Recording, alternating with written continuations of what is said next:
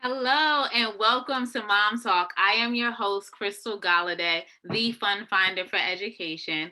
And I created this platform for moms, those interested in motherhood and those that support us, because as moms, sometimes we think we're the only one going through some things. And then once we open up our mouths and talk to our peers, we realize we're not the only ones and someone has went through something that we went through.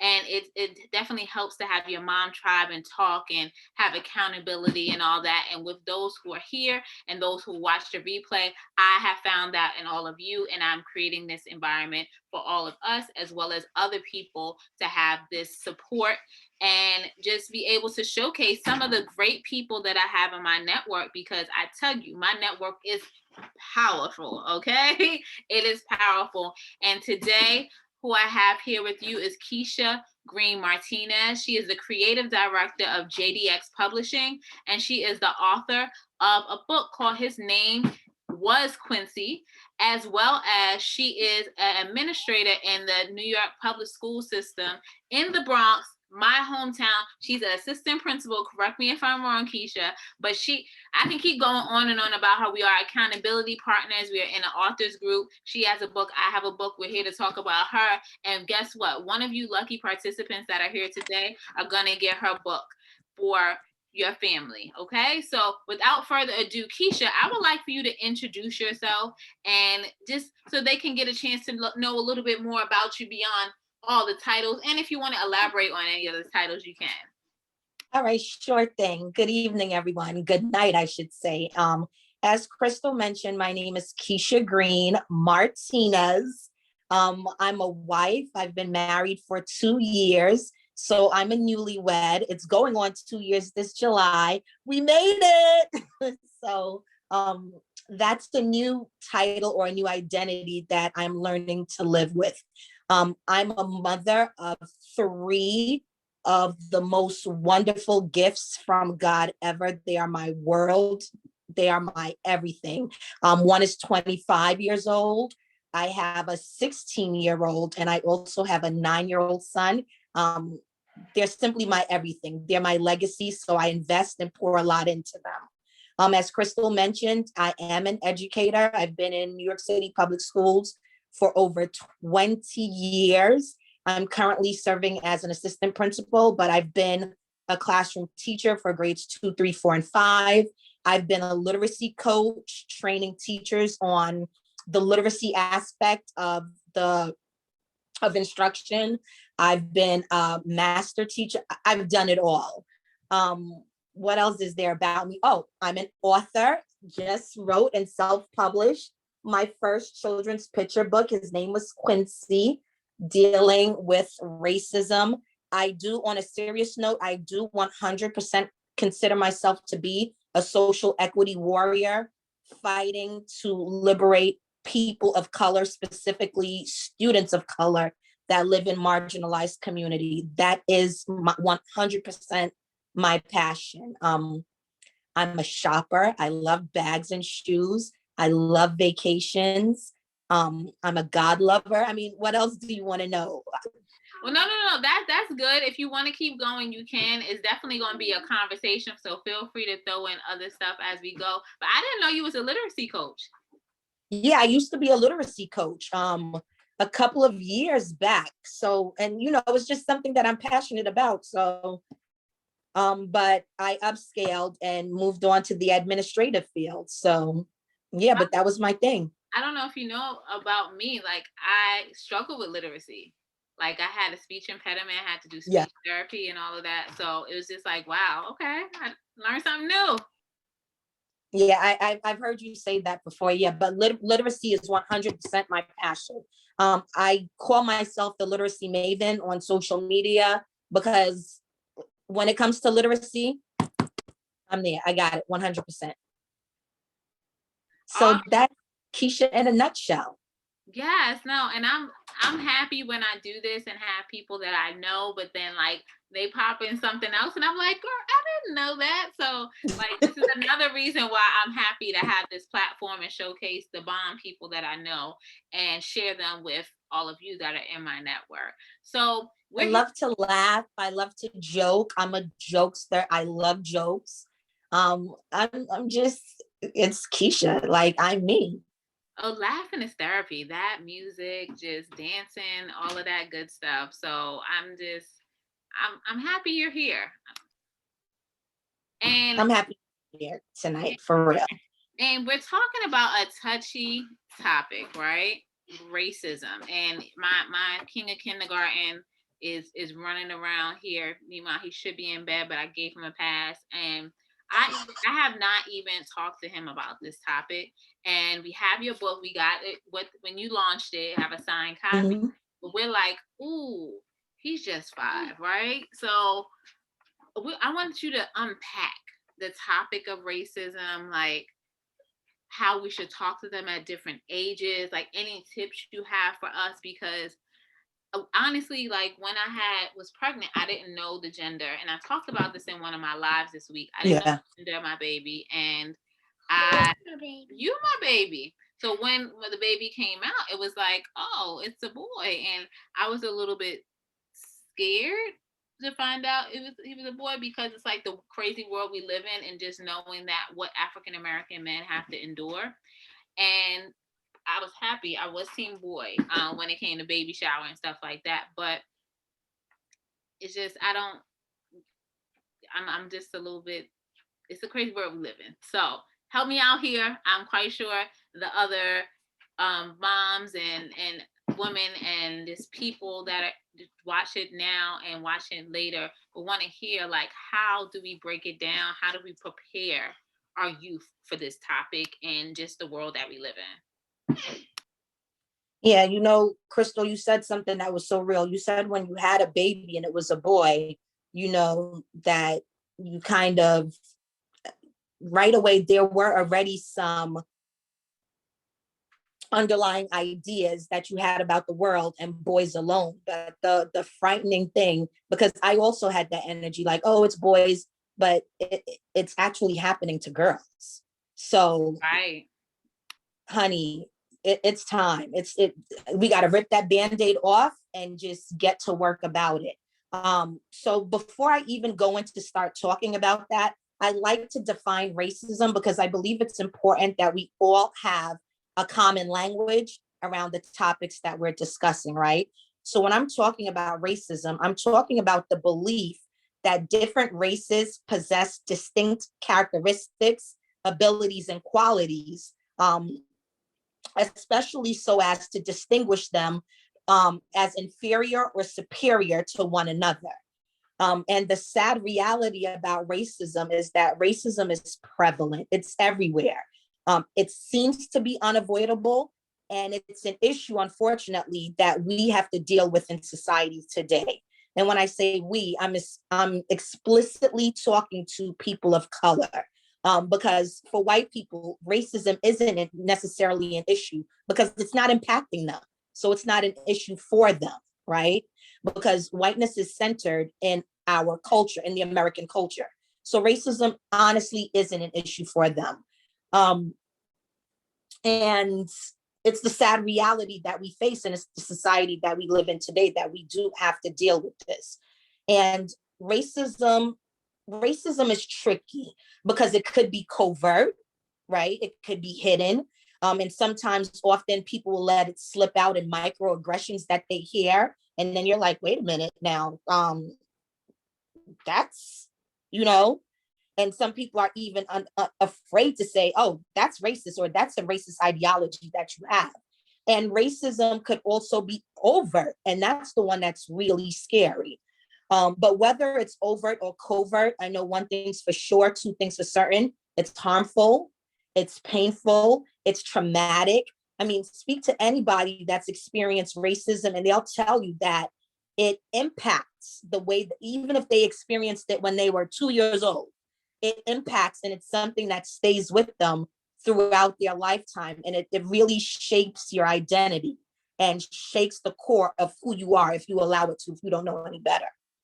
So I just like to start off right away with that. Another thing that I think it's important for people to know is that when people think of racism, right away, they often think of racism as an individual act. It's an individual act of bias. They may relate it to symbols in society, such as the Confederate flag. They may relate it to the use of the N-word. They may relate it to individual people, such as Derek Chauvin, that sat with his knee mercilessly on the neck of George Floyd. While discrimination is still very much a reality, focusing on individual acts of racism is extremely dangerous and it's problematic. And I say this because what happens when we focus on individual acts of racism is that it really obscures the realities that create and maintain racial inequity more broadly and impacts large groups of BIPOC people. And that's why it's important that we not only focus on individual bias, but we really look at systems that continue to perpetuate and uphold these inequities. And what's crazy is like, for me, like I always like big up my ancestors because they endured a lot, right? And I always think so of like slavery, where they went through things where I'm like, I don't know if I could have taken this or followed these rules or something like that. And the fact, like within the past, like say 4 years or so, there's been blatant things going on where it's kind of like slavery days or like the whole racism, Jim Crow kind of lynching, but in a sense of like cops killing our people. And I didn't think we would have to relive some of these things, but it's like these mannerisms of certain people and some beliefs, they didn't die. It just kind of resurfaced. So I think it's just sad that we have to go through this again. But then it was also like a wake up call because like some people have been hiding behind things. You kind of know like, oh, so that's not what you believe. So it's just been a weird couple of years. And I feel like I'm waking up from like a nightmare.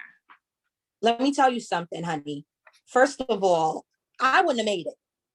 I 100% wouldn't have made it because the spirit that is within me, nah, y'all not, you're not about to do that. We not even doing it. So I know I wouldn't have made it.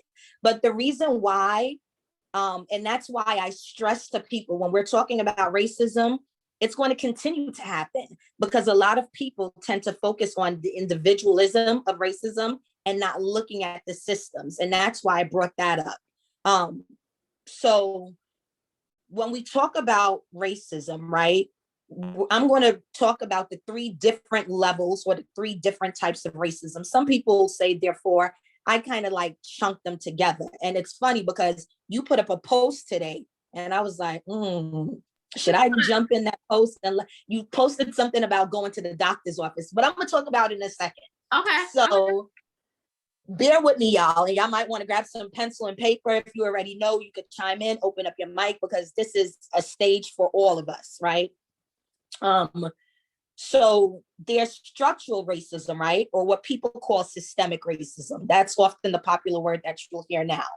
And that type of racism really focuses on policies and practices and programs of different institutions, which leads to adverse outcomes and conditions for communities of color compared to white communities.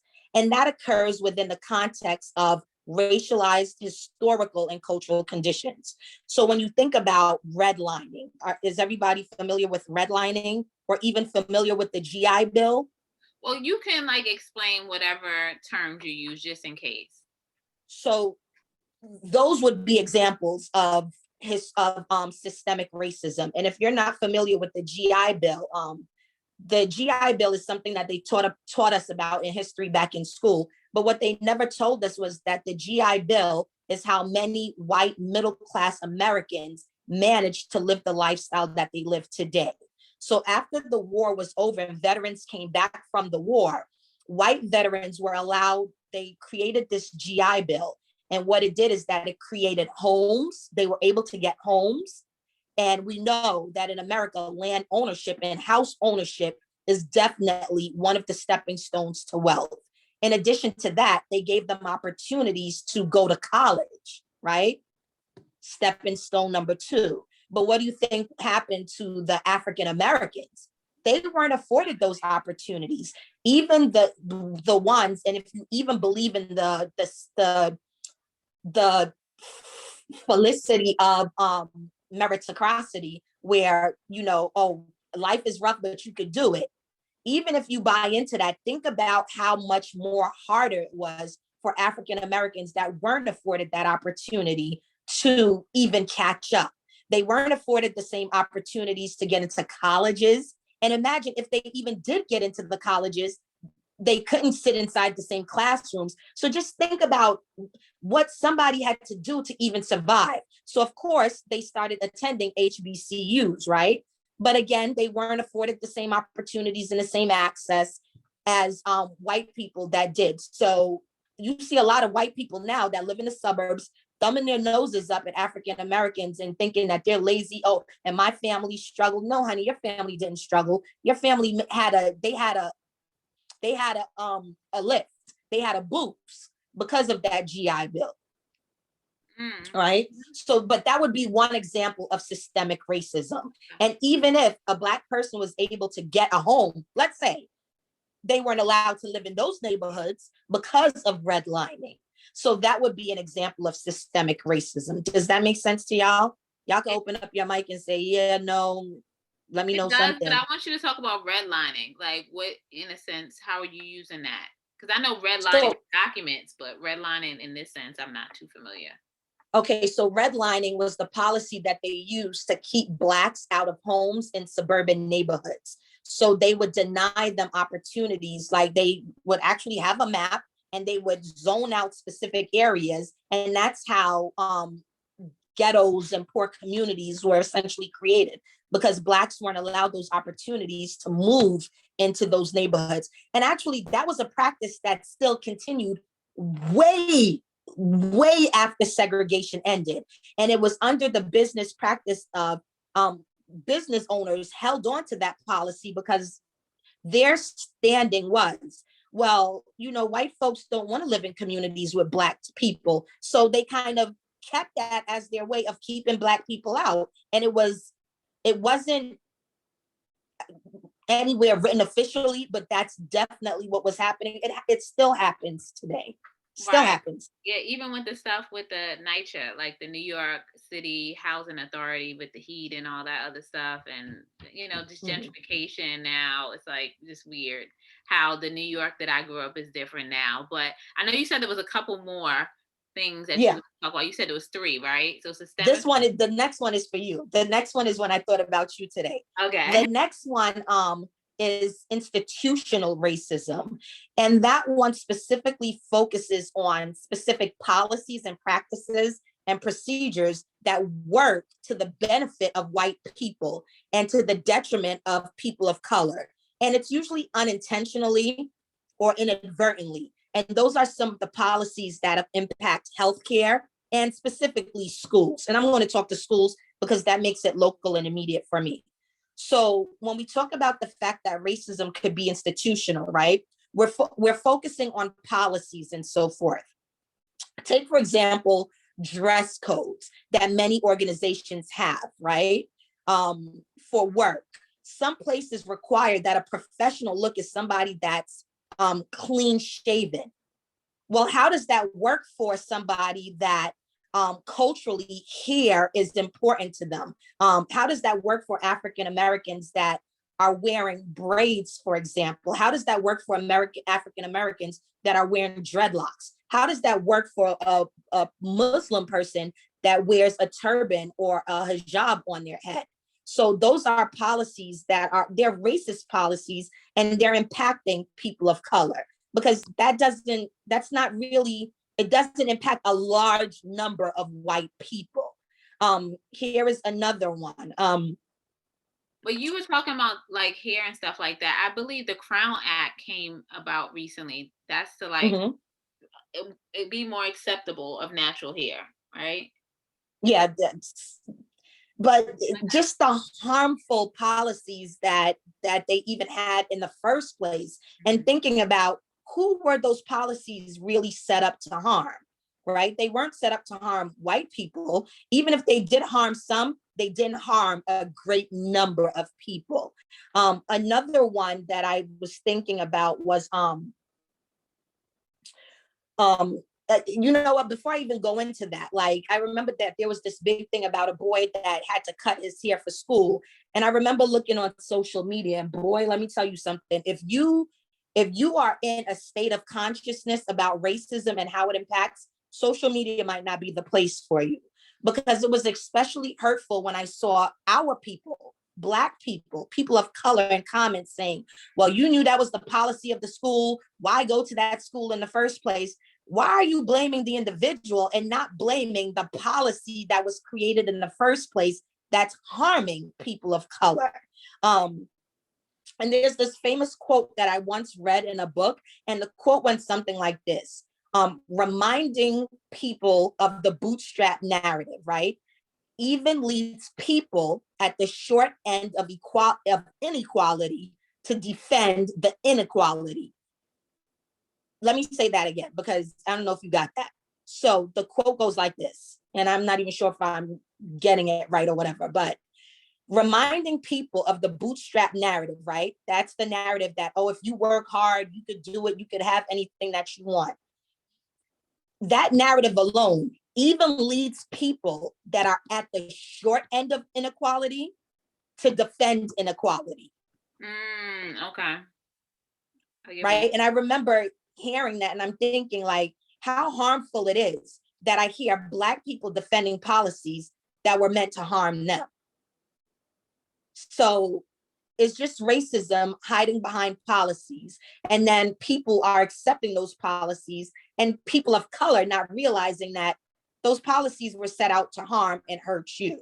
And then today, you said something that you went to the doctor's office and how they had you there waiting for over an hour. Yeah, it was like an hour from like checking in, let them know I checked in, to being called. And let me tell you, there was a person of a different hue, a Caucasian woman, who was waiting longer than me, but it was a GYN office. I don't know if she took like the glucose test or what, but she was waiting before I got in and then after. So I don't know what her story was. So, and then like going into the room and then seeing the people for the weight and the blood pressure, but then still waiting in the room for the person I really came to see. I was just a little bit upset, but happy I got a good bill of health, but still, it's just like, I'm glad I put buffers in my schedule, because if I didn't, I'd be screwed.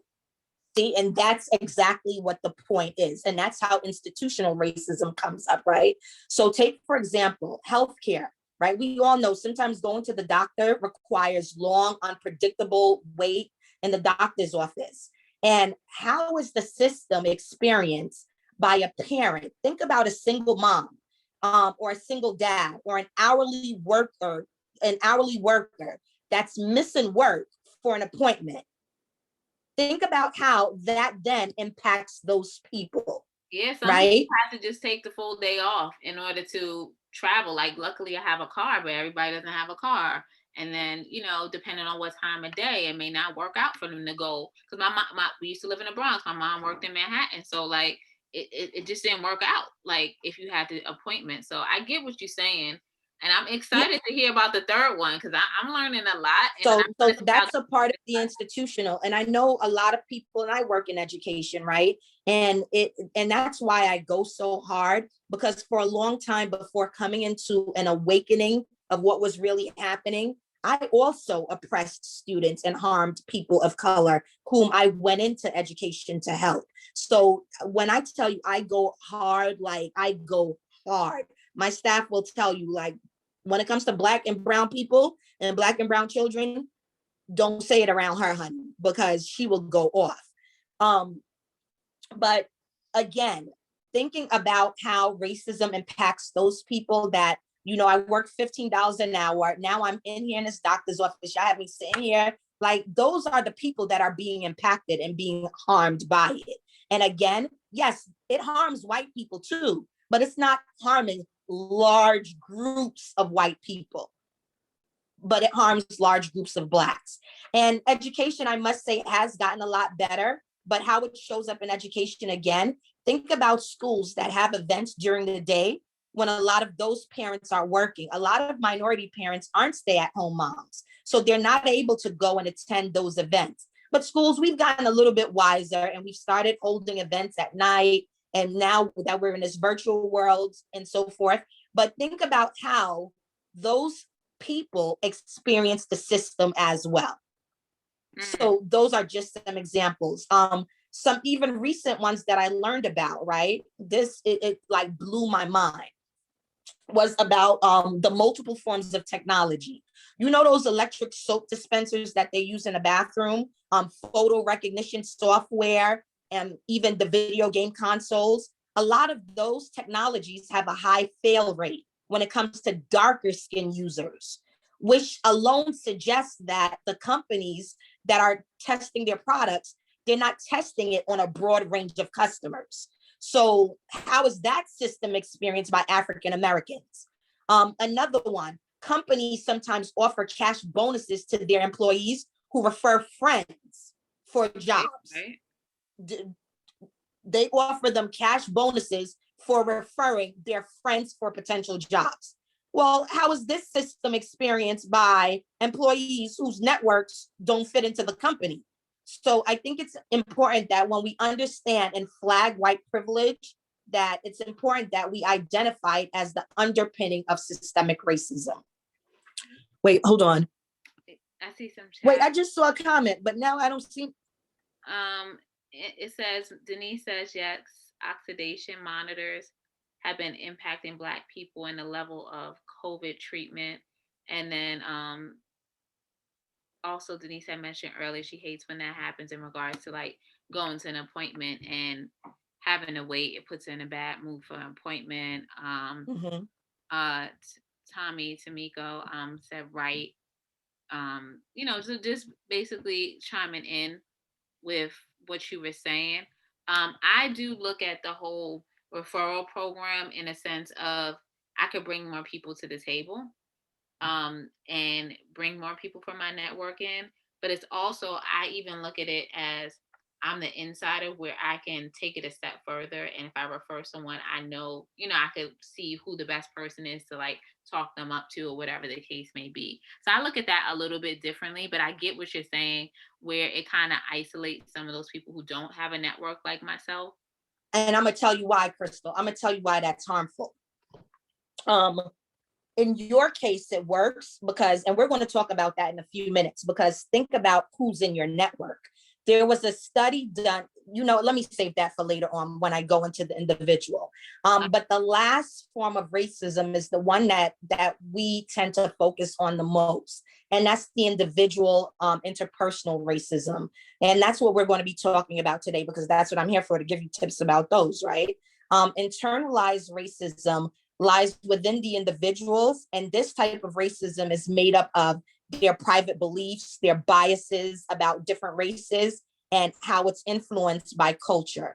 So that could take on many different forms, including prejudice towards internalized oppression, the negative beliefs about ourselves, the negative beliefs about people of color, and all of that. So that would be the third type of racism. Definitely the most popular one that we think of when we hear the term. So 100%. That's the one that most people think about. And that's why I started off by talking about the other types of racism, because those are the bigger ones that lead into or perpetuate the individualized and interpersonal one. Right. And so, then thinking about our youth, right? They're so pure. Like, even my prince's best friend is Caucasian and, living in London. Well, not London, the UK now. And like, I feel like introducing this topic will kind of, how when your parents tell you something, it kind of makes you look at things a little differently. And I don't want that to happen. So I'm really excited to learn on like how I should talk to him about it, how I should prepare him without like tainting his view of the world. Because it is like when parents, the kids are pure Like, I just need, I want to learn. I'm I get excited. it. I'm taking my notes.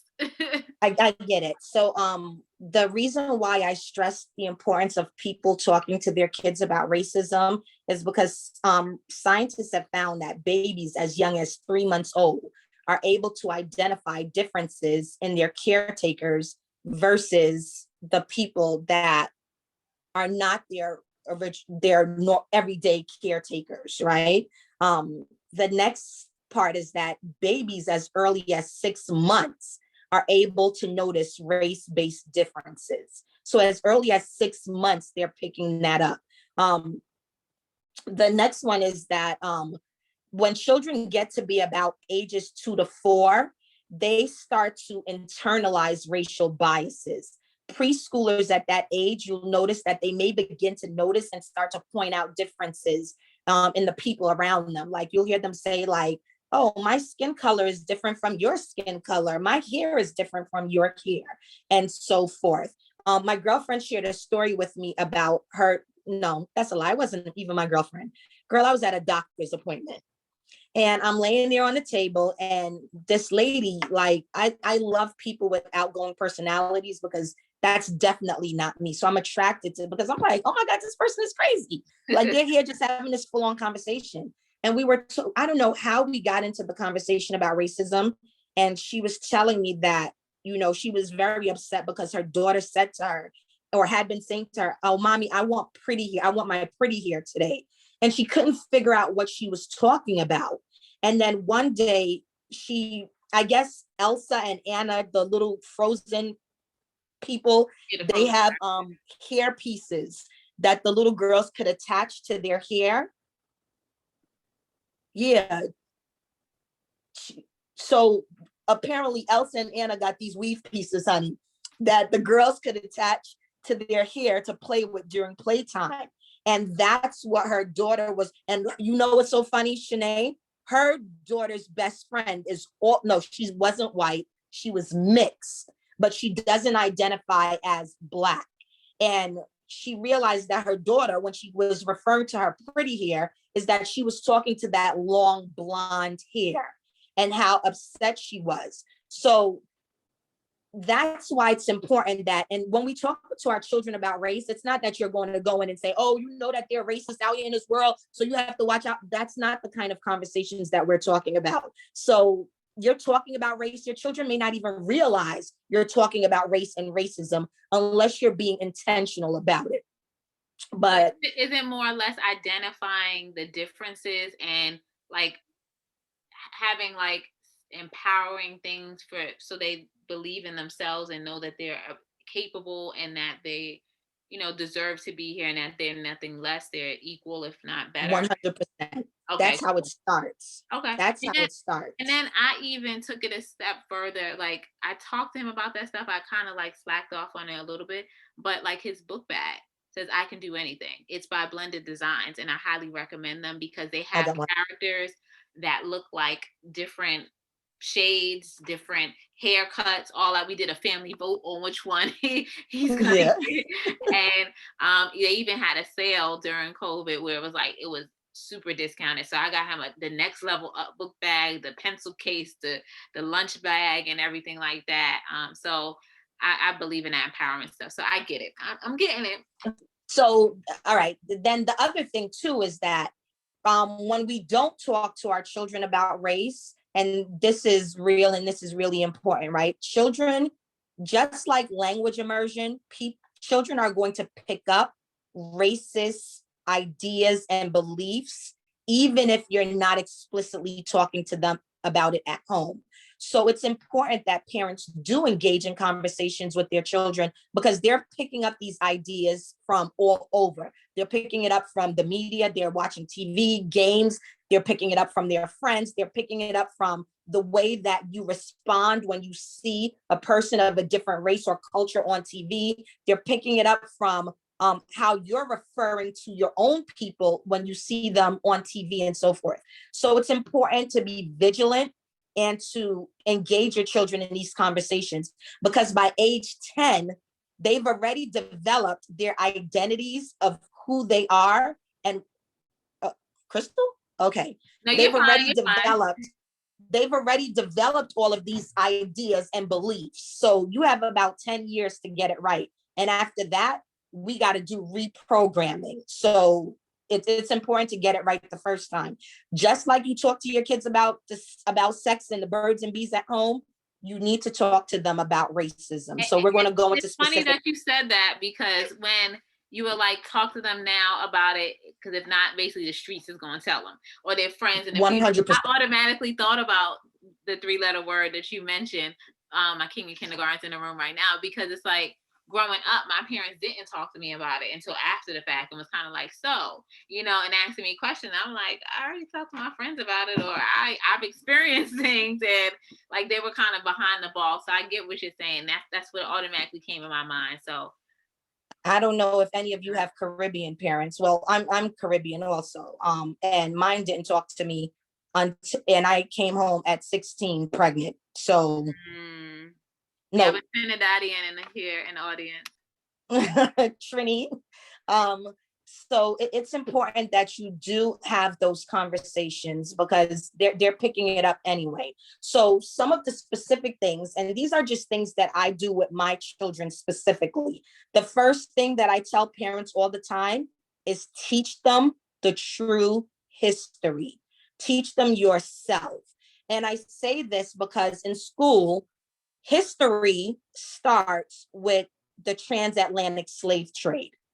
So the first exposure to Blacks and their contribution is, oh, Blacks were slaves. No, honey, we were kings, we were queens, we were doctors, we were mathematicians, we were scientists. Don't you ever. We became the enslaved, but you really want to go back and teach them their true Black African history. And this interest really came about for me from being in school and studying African warrior queens. When I was in high school, I had to do something, and it was about studying African warrior queens. And I was like, yo, Black people are so dope. I can't even find any other words to describe it. Like, you mean to tell me that in Africa, you had queens that were leading kingdoms and leading wars and overthrowing Roman empires? Like, so it's important that you teach them that. Teach them about Mansa Musa. Teach them about Mali. Teach them about the rich kingdoms that existed before that. And I'm when so I happy started you mentioned that, that, I Keisha, was though. I'm so happy you mentioned that, because I purchased these packets of different books about the Haitian Revolution. So mhm. I'm gifting that, as well as some other books from great authors that I know. And I believe your book is in that package to our school. We have 2 campuses, so I've been doing those type of things. And Mansa Musa, I found out about him this year, but best believe the students are going to learn about it, especially the fact that one of the languages in the school, language immersion school, is French. And Haitians speak a variation of French. So like, you are just like, so many different things you're saying. Is resonating with me. And I asked my prince to go get this card set, because there's a card set, and I'll share it in the outtake notes for the recap, is that we were learning about African Americans in STEM, because I'm an engineer and that was my field, but learn about people I've never heard about. Like, yeah, I'm telling you, if you ever get a chance, study Queen Ya Asantewa. Oh my, like, I get excited now just thinking about them, because I remember like the pride and the joy and how resilient they were, and the fact that they refused to be subjugated, and they fought. And all the time people are always like, well, there's chattel, there's slavery. Yeah, slavery, Black people sold their own people. Yeah, slavery did exist, but not chattel slavery. That's not the kind of slavery we're talking about. The slavery that happened here in America is chattel slavery, and none of that was happening during that time. So that I think it's important that our children learn about Queen Goody and all of those queens and kings that ruled, true African history, and also then bringing it to American history and just learning about the resiliency and the Black joy and the Black pride. Like, our spirit, you can't kill it. you can't kill it. You cannot kill Black joy. And And that's a source of white rage. And I know you had mentioned, well, before I was going to say that he did his presentation in kindergarten. They had to do oral presentation about Marjorie Lee Brown, which I didn't know about. Like, she was the third African-American woman to get a PhD in mathematics. He may start spitting some more facts about her, but it's like, we have rich history that, you're right, the school system doesn't teach, so it's going to be on us. And I love the fact, like, this month, we're digging into it, and I pray that it's beyond this month, and our school does really good with social justice and the different cultures. You were about to say something else that resonated with me, but I'll let you keep going. What topic? I'll come back to it. So that's my first tip, is to teach them the true history. Because what happens to, I know what I was going to say, sorry, is that I know, like, when we travel, it's a little bit of a headache with traveling with your family. But my prince asked about, like, mummies and stuff like that. And I know, like, Africa, I'm really big. I did the ancestry. I did all of those different things to figure out where I'm truly from, right? And I'm like, I told my husband, we're going to go to Egypt. He's like, well, not right now. And I'm like, yeah, not right now. But, like, I want to, like, travel and continue to explore the world with my prince, because, and then you went away with your daughter last year to Thailand and some other places, because, like, Africa, we've been, I take them everywhere. And to see it firsthand and to tell the stories, like, every day. Like, it doesn't always have to be sitting down now looking at a screen or reading or writing something. Like, you can make it more interactive, and I love the fact that you can learn anywhere. That's what I wanted to add. Yeah, that's big. Like, teaching them their history, taking them places, doing the research for yourself, because what happens to a nation whose history has been denied, right? You're seeing, that's the greatest social experiment that you're seeing right now, what's happening with Black folks. So if we have that pride instilled in us, and, like, look at where we came from and the potential of what we could be, that white supremacy does not want that. Right. And so they don't want that. Yeah. I'm telling you, that's the source of white rage, because they're like, yo, no matter what we've done, we continue to move the goalposts, and here they come again. Like, what is it? Baby, that's Black magic. That is Black girl, Black boy magic. I love us. I love our people. Like, we are so dope. And I feel like when we come together as a collective and support, like, the power we have in numbers, especially being that this summer, where people came together within our race as well as externally to come together for a cause, like, it's super powerful, and it's scary for those who don't want that. But we have to continue to support one another. And that's why I'm really big. Like, I would love to have everything I have, I consume, I apply, all of that, and I purchase to be Black owned or Black provided. Because I know we're not able to make everything, but I would love that. And that's why I continue to bring people from my network here, so that we can know what is going on, and then also support one another if something resonates with us, or be able to have that resource where, okay, I can't utilize these services, but if the topic comes up, exactly, people in mind. So exactly, I love it. Village energy. I love it. I'm all about it. So that's tip number one, right? And I know everybody can't afford to go on trips and so forth. Baby, Google is right there. Okay, go on virtual trips.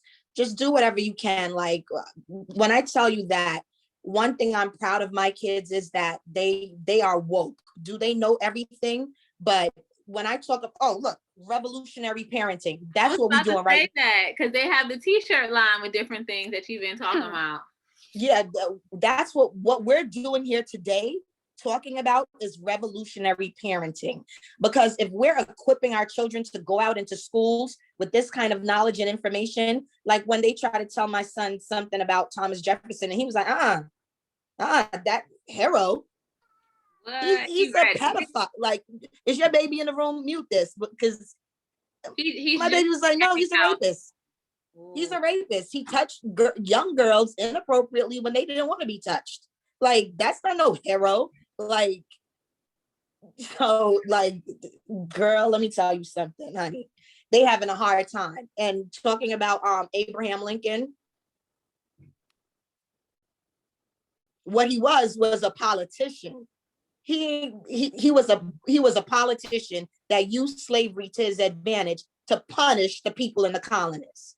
So just what we're doing again is revolutionary parenting. So when we're equipping our children with this knowledge and they enter into school, can't no disconscious educator try to tell them about white history and make white history the center of, and those are the heroes and heroines that our children are looking up to. Slave masters and slave owners are not our heroes. So let me ask you this, like, because everybody's not in the whole pro-black kind of school environment, right? So how can a child, especially being an administrator, right? How can a child express that or share the additional history that is not on mainstream to their class without getting in trouble? Because, you know, some people like take offense when you try to not follow the script. 100%. And that's the thing. Like, I remember being called into my own children's school about issues like that. And I'm like, yes, how can I help you? What seems to be the problem? You can't dispute facts, right? But they have tried it. And then I always wondered, like, is my child the person that they're now looking at as the troublemaker? But also the one thing that I let them know, and I'm an educator myself, that they also have a troublemaking mom. Parents hold power in schools. And unless you know your power, you hold all the power. So even if your child walks into a classroom and a teacher tries to dispute and it goes any further, you march yourself right up to that school to find out what is the problem. What seems to be the problem?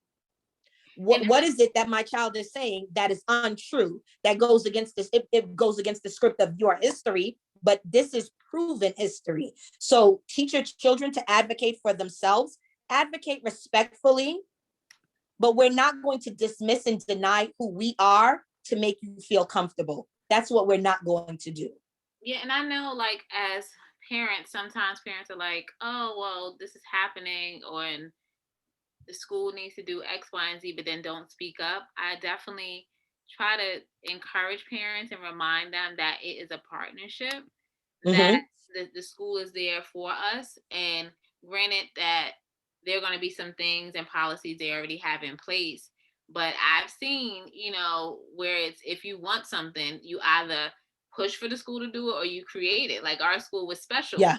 Like some parents created specials. We like, we just don't want after school where it's just parents have power. Yeah. So it's a lot, and we have to remember, like, the learning doesn't stop when school hours are over. Like, you have to take the reins and continue, because we're their first teacher. So I know we're getting to the top of the hour. And I have notes. Wait, I'm on that tip 1. I got to give y'all tip 2. I got 5 tips. Let's go. All right, cool. So tip 2 is all about exposing your children to picture books. And this is a real good way of engaging your children in those kinds of conversations. But you have to be intentional, right? Be intentional about the books that you buy. Make sure you're buying books that have diverse characters with them. Not just diverse characters, but diverse abilities also. And be mindful of the roles that these characters are playing in the books. Are you buying stories where Black and brown characters are always portrayed as the villains all the time? Are you buying stories where they sometimes are portrayed as the heroes? So you want to be intentional about the books that you're buying and exposing your children to. And also, whether you read to them or they've read the book, you want to sit down and have conversations with them about the book. So you might want to ask them questions such as one that I asked, like, who's your favorite character in the book? Which character did you like the least? If you could be, and I know you don't want to be like anybody else, but if you could be any character in the book, who would you be and why? Who would be your best friend in the book? But you also have to be careful about how you're responding to the responses. So if they look in a book with all these Black characters and they say, oh, I want to be like this white character over here with the blonde hair and blue, you can't be like, now all these Black people in this book, and this is who you you can't do that either. You have to be very careful about how you're responding, because you don't want to shut them down and you don't want to you don't want them to shy away. So definitely be intentional about the books that you're buying. Make sure that they have relevant issues that our children face, right? You'll find, and this is well-known research, that a lot of books for early readers have animal characters more than they do characters with people of color. Before they put a Black person in those books, they were putting animals in those books. So be very deliberate about the books that you're buying. And I will say this, like, I know our school, they're doing a book sale right now, partnership with a business that, caters to the African American community. So there's different things you can do like that. Like, it's a fundraiser, but it's also bringing awareness, and then having books to represent, the population, and or at least expanding what they're learning in school. So that ties into what you're saying. Parents have power. Parents can, the school parents control schools. They just have to know the power that they have and how to use it. But yeah, like I was saying, you want to buy books with children with different abilities in the books. Buy a book with a child that's in a wheelchair, because you want to expose your children to diverse characters and to diverse cultures, because you want them to not only learn to respect those cultures and those abilities, but you want them to build an appreciation and be welcoming to different cultures and people with different abilities. So again, that's another tip, and have those conversations. If you buy a book and it's dealing with racism, if your children, sit back for a moment, stop talking so much, allow your children to, what do you think about the book, and don't say anything else. And if they broach the topic with you, then go ahead, because sometimes children will have questions and they're curious, and sometimes they won't. But it's just all about exposure and exposing them to characters that look like them, so they could start to have that identity with those characters in the books that they read. And I like the fact that you're telling us to, like, sit back and listen, because as parents, we feel like we need to have the answer for everything, or we need to, like, push them in a particular direction. And everybody may not feel that way. But it's okay to listen to them, and it's okay for them to have their own opinion. Like, for example, my prince likes rock music, and I'm like, well, I'm gonna start getting into rock music because that's his preference. Or even, just whatever he says from something, I'll be like, well, why do you think that? Because we have to listen to them, and then, react accordingly, but not try to put all of our beliefs in the hardcore stuff that we grew up with, because some of the stuff that we grew up with in our mindset is a little bit jacked up, and we need to program. And I feel like with having a child, he has opened my eyes, and I'm it's like a rebirth, and I'm experiencing life through a different set of lenses now. So I'm just, it's a blessing to be a mom, and just to have a little one in your life. And if you're not a mom, because I know everyone's not, doesn't have that ability to have a child, so just, it's okay to think a little differently, or to be open to something that you maybe didn't grow up with thinking. All right, let me give y'all these last two, and that's it. So tip no. number 3, this is a big one. Are you modeling diversity for your children? Who are your friends? What company do you keep? Who are you not working with? Who are you not hanging around with? Like, who are your social media friends? Who are the people that you're talking to? So again, I had referred to this research already, but let me look for it's called PRI, and they are a public religion research institute. And they found that, and based on their research, that the average white person networks with 91% of their network were other white people. Meanwhile, the average Black person's network was 83% Black, and the rest were white. So most of us, regardless of race or ethnicity, build what's called echo chambers. Her name is Dolly Q, and she wrote about this in her book, Echo Chambers, with our closest relationships. But whites, she pointed out, have the loudest echo chamber because they were the least diverse in terms of their friendship group, right? And what's problematic with having an echo chamber or having with having networks that are just like you is that not only do they look like you, but the problem is a lot of your group, you tend to group with the people that holds the same implicit biases that you also hold. And that is extremely problematic. So you want to make sure that you do have your affinity groups, but you also want to be exposed to other races, other cultures, because you want to hear their stories. They need to hear your stories as well.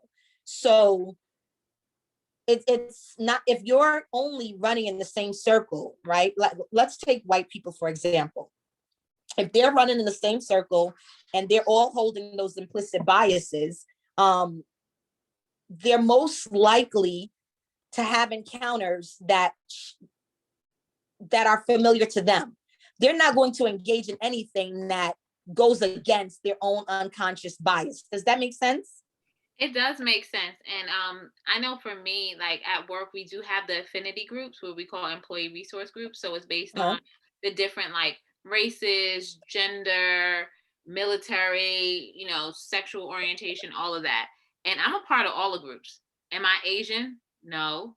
No. Am I a part of the military? No. Am I part But you're supposed to. Am I a man? No. But I'm a part of all the groups because I want to, one, see the offerings because some of these groups have great programming, but then also contribute to those communities and learn from those communities too. Like I was on the Chinese dragon boat racing team. I'm learning about different cultures, and it helps to have a global perspective and appreciate the different cultures too. So that has helped me when it's like I'm traveling internationally, personally, or for business.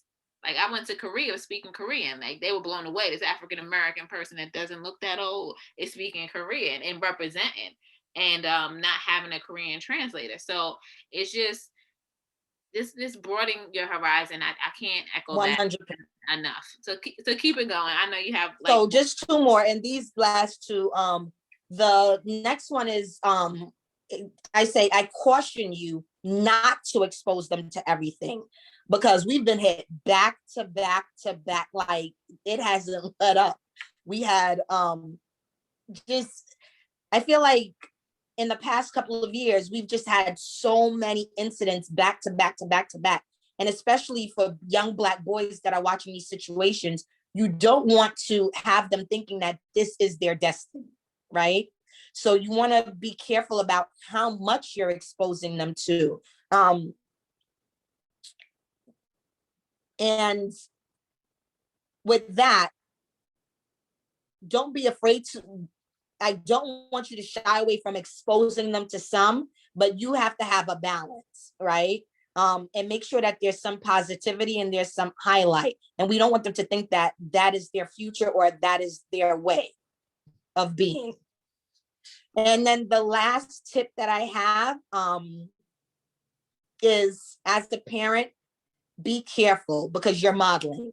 You're your child's first teacher. So you want to be careful again about when you're watching TV. What are you saying that your child is sitting there listening in and picking up? Like I know, for example, the other day I was watching something on Instagram. And let me tell you something. When I tell you that my kids are woke, they are woke. Sometimes they bring me back. And I was like, oh my God, this is so ghetto. And my daughter was like, Black people having fun doesn't necessarily mean it's ghetto. It means that they're having fun. And I was like, he checked you. I said, who said that? I said, okay. So you want to be very careful about the things. And she checks me on things like that all the time. So as woke as I am, I also hold implicit biases, right? So be very careful about the things that you're saying when you're watching TV, when you're interacting with different groups of people, because your children are watching and they're learning from you and they're modeling exactly what they see. So if you have deficit mindsets, then they will also develop those deficit mindsets and that deficit way of thinking. And sometimes what you're saying may not even be accurate. Like what I was saying wasn't necessarily accurate, and it's feeding into stereotypes. So that's my last tip. Okay, Watch what you say. I appreciate what you're saying, because we unconsciously say and do things, but we have to realize they're sponges, especially at a young age where they are taking it all in and processing it, even if they're not saying anything. Like, I used to not watch TV in front of my prince, but he's a night owl. So now I try to watch it, but I'm like, okay, I'm mindful of what I watch. I'm not watching the reality shows where I know it's gonna be a real ratchet to the hundredth power. But I am watching some shows where I'm just like, okay, this is life. Like, I'll explain it if you have questions. Like, And it's part of our culture. Like, but that doesn't mean that it's ghetto. It's part of our culture. It's part of who we are.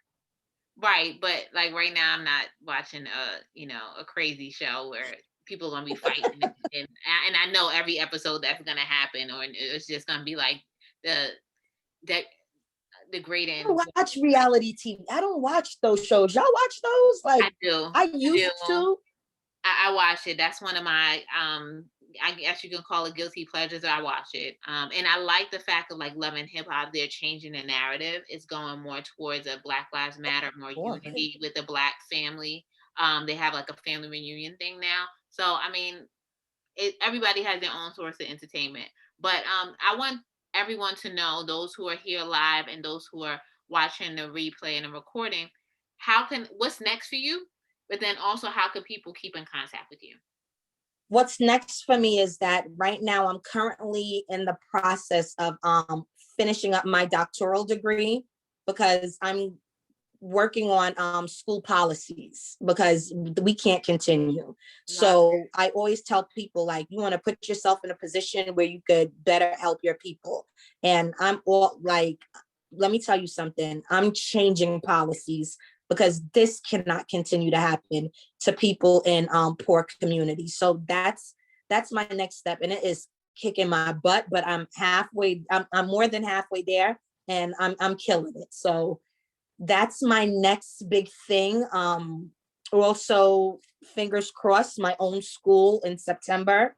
Pray for me, y'all. Pray for me. Are you doing it in the Bronx? Yeah, it's going to be in the Bronx. But I suck at interviews, so I'm really working on that. But the whole thing is, like, you find somebody on your team that's good with interviews and they have your vision. It's about, you know how it is with leadership, with you being an administrator in the school system. Yeah. Like, everyone comes with some strength, and your weaknesses, you have somebody strong on your team that will come and be able to take that part off your plate. No, I'm talking about the actual interview itself, Crystal. Like, I'm ready to pass out. People, right? You talking about interviewing other people? No. So what, for that interview, it's going to be like a whole bunch of people at the table asking me a bunch of questions. Oh, okay. Well, you just got to deal with it. You have to. I don't want to faint at that table, and then they looking at me like, what is wrong with her? So, I mean, but just know, Keisha, like, you have all this experience and you bring the uniqueness of yourself to the situation, and you know the vision and mission that you have of your school. So you have to be, and I feel like as women, sometimes we second guess ourselves, but really we're the ones, especially Black women, and the world's just catching up with that. We make the world go round. Like, we're the support, we're the leader behind the scenes. We are the glue to making everything happen, and we're just getting credit. And I feel like I'm more so tooting my own horn now and giving myself props, because I've had people believe in me more than I believed in myself. I'm like, really? You think of this of me? And you imposter syndrome, honey. Yeah, so like, you got it, and I'm telling you that, sis, you got it. Go in there and be you. And Denise, Marcia, who else is up here? Tommy Did I say that right, Tommy? Please say yes. Please tell me yes. Yes, and it's Tamiko's, but yes. Tamiko,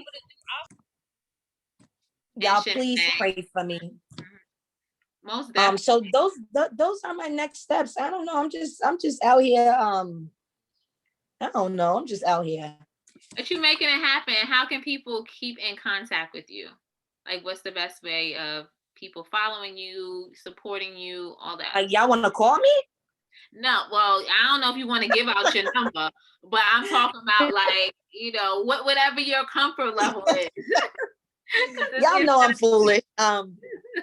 No, you can follow me on social media. I'm on Instagram. I'm also on Facebook. That's more like personal, but definitely on Instagram at JDX Publishing.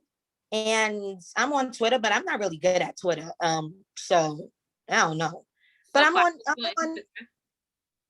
I'm on Instagram, and if y'all want to buy my book, because it's definitely a great book for conversations like with your kids, you could do that at my website. It's JDX Publishing Company LLC.com. But follow me on Instagram. Check out the stories. Oh, look at Denise. Thank you, Denise. And I definitely follow back. Yes, and so everyone that RSVPs for Mom Talk, you would get her contact information there, so you can like click for the email, click for the website, and click to follow, because she said follow her, so make sure you follow and she's following you back. But wait a minute, I want to ask them, what do they think about the tips? And I also want to leave some time for questions for them, and then we'll do the raffle of who's going to get the book. So let's open it up for questions. Please open your mic, because we want the interaction. Shanae, yes. No, I just want to say those tips are amazing. I completely agree with the activity in the school, because I had an issue this morning with my daughter's music class, and I didn't show all my colors, but they know who I am in the building on a consistent basis. On a good day, they know who I am, but when it's time to handle some things, they know who I am as well. So I really want to come behind you on that comment to really get involved in your communities, in schools, because just as a fellow educator as well, that's important. Like Crystal said, we're building a partnership, and that's where, outside of school, we're their first educators.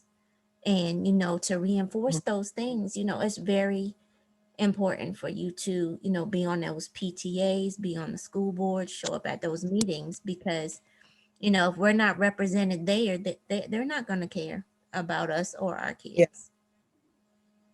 Right. Thank you for speaking up and adding that commentary, Shanae. I know you. Thank you, Shanae. I know you're super active. Anyone else want to have a comment and or a question for our lovely guest mom expert, Keisha Green Martinez? Hey, ladies, this is Denise. I just had a comment.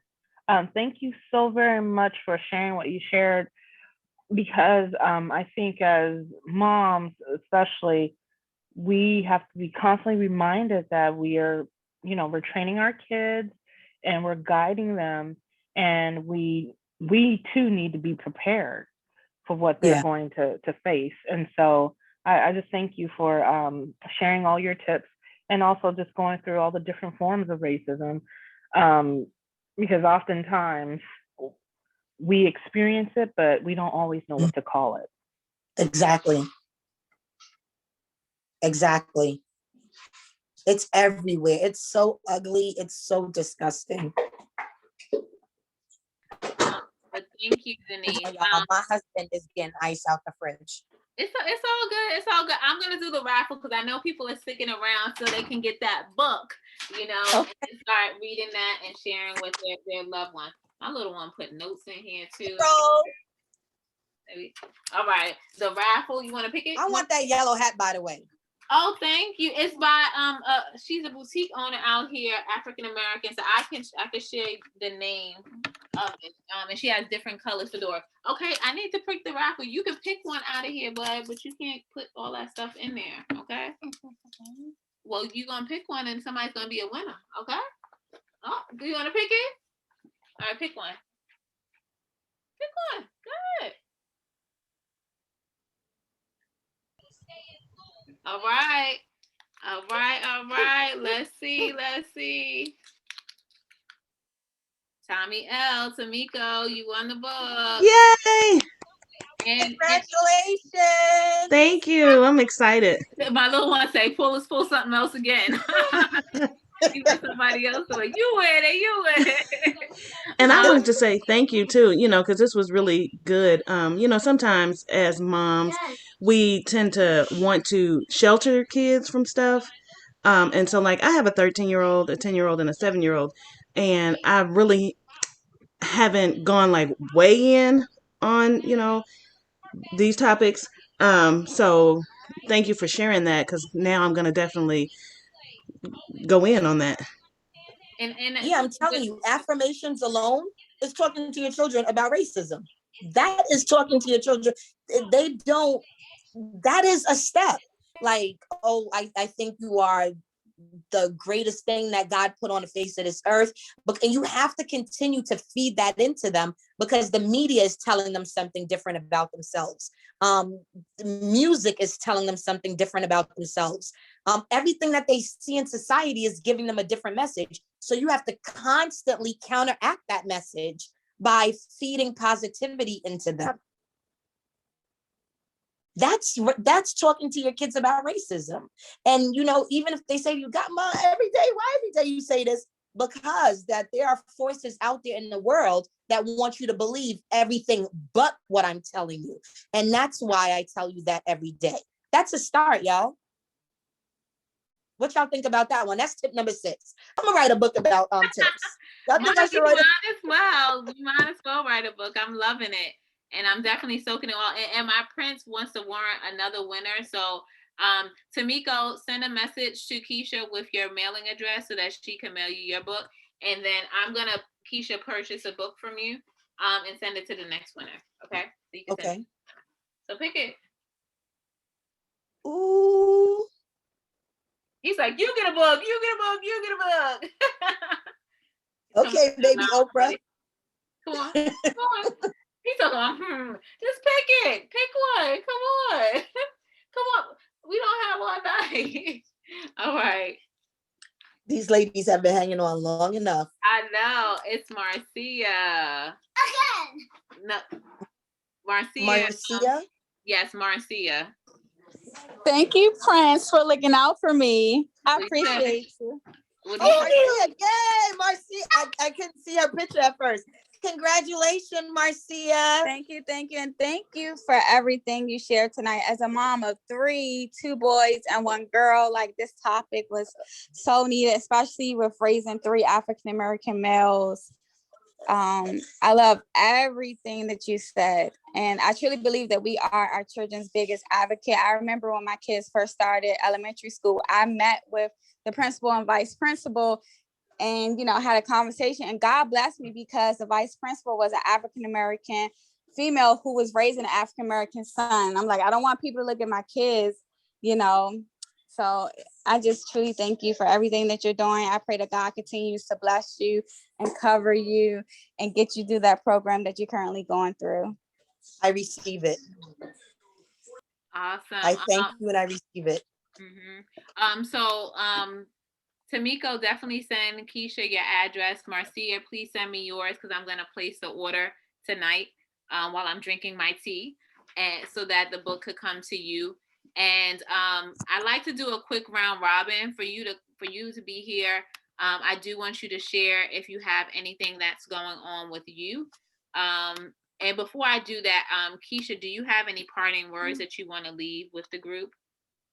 I enjoyed first of all, I want to thank you, Crystal. I want to thank you for creating the space and for inviting me, and for all the lovely mommies that are in the house. Like, I really enjoyed being, and guys, I'm like a big time introvert, so I don't enjoy any of this, but I just thank you for being here. I'm truly humbled every time somebody sticks around to even listen to anything that I have to say. So I'm humble and I'm grateful, and I thank you all. And thank you. I'm so happy that we were able to make this happen. And one thing we learned in the authors group that we're a part of is to collaborate. And our coach, Robin E. Devonish, who founded Pen Published Profit, she partnered us up together. I don't know if you remember, Keisha, and she was yes, like, I do. You two are connected and you should do something together. So this is our, like she told us months ago, and just life happened and we finally made it happen, and we support one another. I love, when I see your face in my Miracle Morning Start Your Day Off with Intention rooms on Clubhouse, or we've sharing each other's posts and doing all that stuff and keeping the relationship going. So I definitely support you, and I'm excited for everything you have going on. And I also want to hear from the audience. Are there anything that you want to share with the group?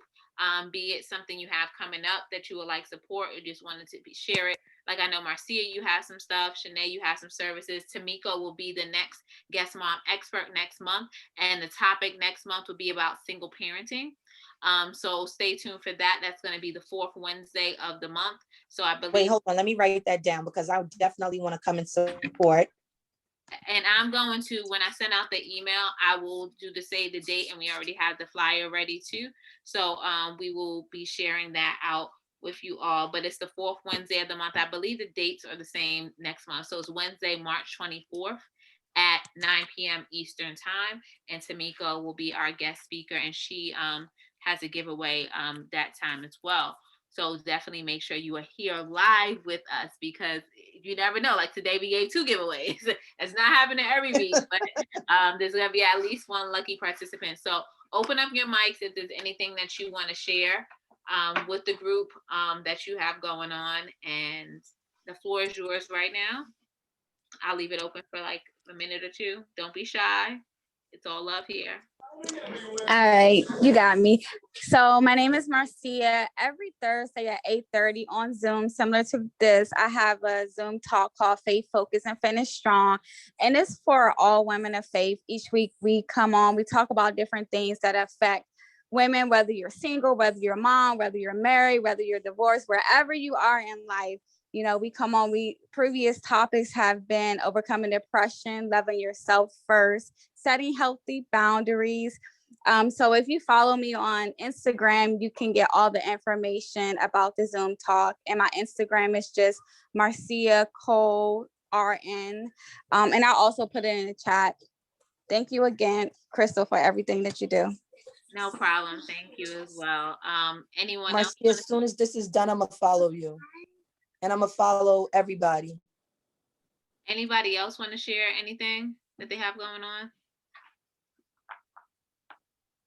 I'll share. This is Denise. I just recently, not that I had the epiphany recently, but I've come to accept that I should be taking my crafting to a more professional level. And I'm really excited about doing that. I'm still very, very tired because, as Crystal knows, I had a baby almost 4 months ago. So another baby. I have 3 boys. This is my 3rd one. And so I am trying to gather all of the energy I have during this time to start, nurturing this idea. Thank you. I love it. And my prince still loves the mask that you made him. So you definitely have the gift, because it came out and it has the little, was it a Beyblade mask that you had? Yes, it was. Yeah, Beyblade. Mm-hmm. He confirmed. He said yes, it was. It was Beyblade. So you may want him at every thing, because he's giving me the hat again. So those who also in here live, you'll get the book as well. So just thank you. Yes, it's him. So he's like, no, and pull out the name and pull out another one. Mommy, everyone needs to get the book. So I will be purchasing the books tonight. Just just put it in the chat directly to me, or text me your address so that I have it readily available. And I'm just gonna do that tonight for the rest of the live participants, so that you can get your book directly from JDX Publishing, and you can share with your families. His name was Quincy. Compliments of my prince. I have Tomiko's address. Wait, Monica said to share. Let me. Oh, Marcia was saying share all of your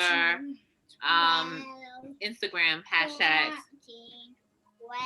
And then being that Keisha, I'm gonna place the orders for them. I'm going to I need to make the payment too, so I'll just do it online. If All that's right. the way you prefer, I do it. Okay. Yeah, go for it. Anyone else want to share anything? I just wanted to jump in real quick. I am Crystal always gets me motivated. So I am a writing coach. I know Keisha said she did literacy, but I do writing as well. So if anybody has any students from any grade level, from kindergarten to college students, I help with writing essays, outlines, scholarship letters, research papers, grants. So if you need any help in those areas, reach out and you can. Let me get my daughter to reach out to you because one of us is not going to make it. Oh yeah, I was a former teacher, and for whatever reason my kids forget that's what I went to school for. So, we don't know anything. Somebody else can tell him how to write a paper, but Yeah. he could care less. So I use other people to help him, but for whatever reason he chooses not to use my services. Look at this networking. I love it. Yes, I love this. That's why I do it, because it's like we all have something going on. If we decide to share it, that's totally on us. So that's why I like to have this opportunity. Wait, hold on. I just want to make sure I have everybody down because I'm definitely coming. Tomiko is coming on March 24th to do Mom Talk. Right. Marcia speaks. She does every Thursday, 8:30, Faith, Focus, and Finish Strong Thursday on Zoom.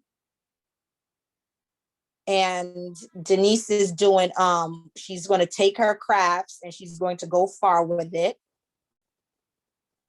And Shanae is the one that's going to help my daughter write her college essay. Boom. Yes, ma'am. That's everyone. I got us all. And then I know someone had asked about this head wrap. It's by Elise Style Collection. She does this and some other things. She actually made all her wedding dresses. She does clothes too. And I was in her bridal party. She made a cute, and I like this style, so off the shoulder gown for me. And she's super dope. So that's another Black owned person for her business, a female. And there was one other thing I wanted to say. Yes, their names. He wants me to physically pick your names out. And yes, Shanae, you won. And Miss Denise, you won as well. So tomorrow I'll be hosting a room on Clubhouse at 6 p.m. I'm going to talk about college savings plans. Do they really work? And just breaking that down as we share our experiences. Excuse me. And then okay, it's wind down time. So we all are connected. He's telling me I'm disqualified. So I think it's expired on my end, and I appreciate you all so much. And I feel like there was something else I have to say, but I'll put it in the email. You will get the email tomorrow. And I have 2 out of the 3 mailing addresses readily available to me. So if someone, Shanae, if you could just text me which address you want me to use. Wait, hold on. Oh, okay. I'm following everybody right now. All right. All right. I wish you all a wonderful evening. And I love the energy here. I love the topics. I have notes upon notes. So I'm going to dive deeper into my teachings of what's going on in modeling and just realizing what's going on around me and doing my part. So thank you all. This is Mom Talk February episode. We do it every month, the 4th Wednesday of the month, excluding November. And I just look forward to showcasing and sharing what you have for your skills. So if you know of someone or yourself or a topic, please let me know. And one other thing, in next month is March. In April, we'll be talking about more like life assurance planning and stuff like that. So actually the owner of this company, she's going to be talking in April. So yeah, I have some great people lined up. All right. Keisha, I'll just see if you have anything else you want to say, because I saw you came back on. Miss Keisha. No, I'm good. All right, I'm signing off. Wish you all peace and blessings. And we're gonna really get ready for bed. You're doing a lot. You're doing a lot, buddy. All right. Bye, everybody. Take care. Good night. Thank you. Good night.